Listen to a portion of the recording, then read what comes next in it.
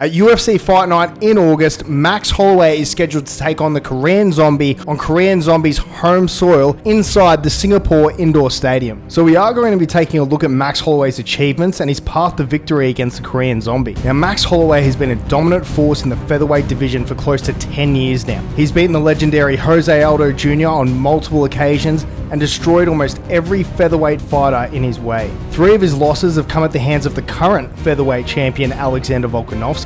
And the only real blemishes on his record are that of his early career against Conor McGregor and when moving up in weight a few years ago against Dustin the Diamond Poirier. His most recent performance against Arnold Allen was expected by many to be a big test for him. Arnold Allen has been touted as the next big thing in the featherweight division, and believe me, he is a top prospect. Yet Max Holloway did what Max does best and put on a fantastic display of diverse skills to secure the victory in April. He made it look like Arnold Allen didn't belong in there with him. Chang Sung Jung is a fantastic fighter in his own right. However, he did suffer a fairly devastating and one-sided loss to the current champion Alexander Volkanovski only a short time ago. Can the Korean Zombie bounce back, or is Max Holloway primed for another featherweight title shot? Now, if you guys do want to up your athleticism and prevent some injuries in your training, feel free to check out my free ebook Combat Training Essentials. The link is in the description. Now, we all know how good Max Holloway is, right? Alexander Volkanovski is probably the only reason that Max Holloway isn't the current featherweight champion of the world. It's a similar story to Colby Covington when he had that rivalry with Kamaru Usman.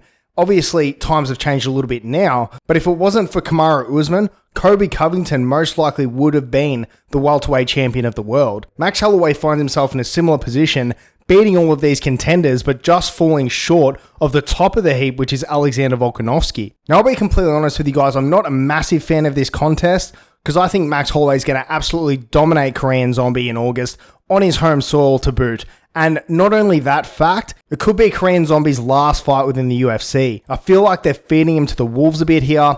I don't really rate him having much of a chance at all within this contest.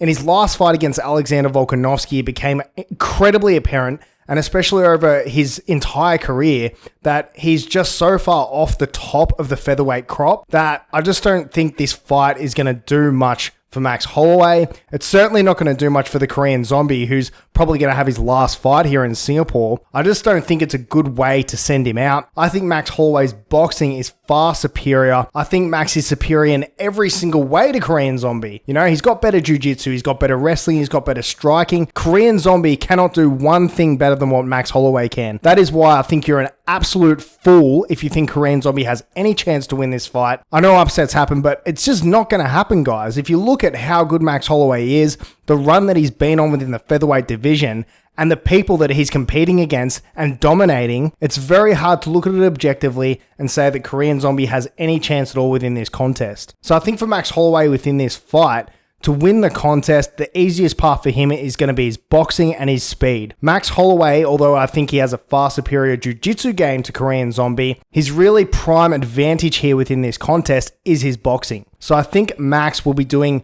what I think he should be doing, which is keeping this fight on the feet. I mean, if we just have a look now at Korean Zombie's record of the fighters that he's lost to, he doesn't really have one big scalp on his record. Okay, in 2012, he beat Dustin Poirier. Okay, now, as we know, Dustin Poirier was at featherweight at the time, you know, and he wasn't really suited to featherweight. He was far too big and his chin was very, very weak within that weight class. And it's sort of an issue that Dustin hasn't really had since he's moved up in the lightweight division. So he's had one scalp, Dustin Poirier by submission, and that was about 11 years ago. Like, who cares, really?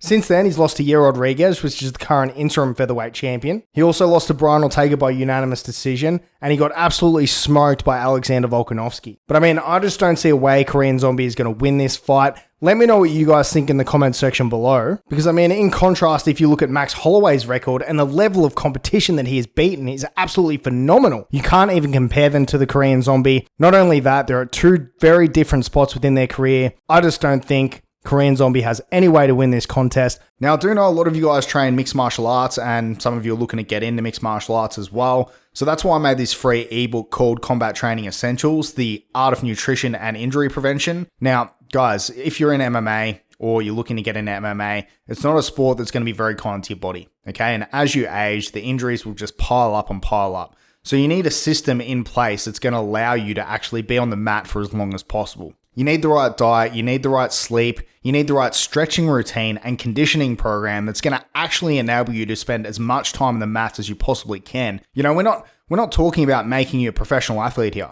You know, that's not what I'm saying. But if you do want to train in the sport that you love for as long as possible, in your 50s and in your 60s, you need to get this book. I've laid out some great stretching programs for you guys, how to structure your workouts and get the most out of your training with preventing injuries. Guys, you don't want to spend any time off the mat.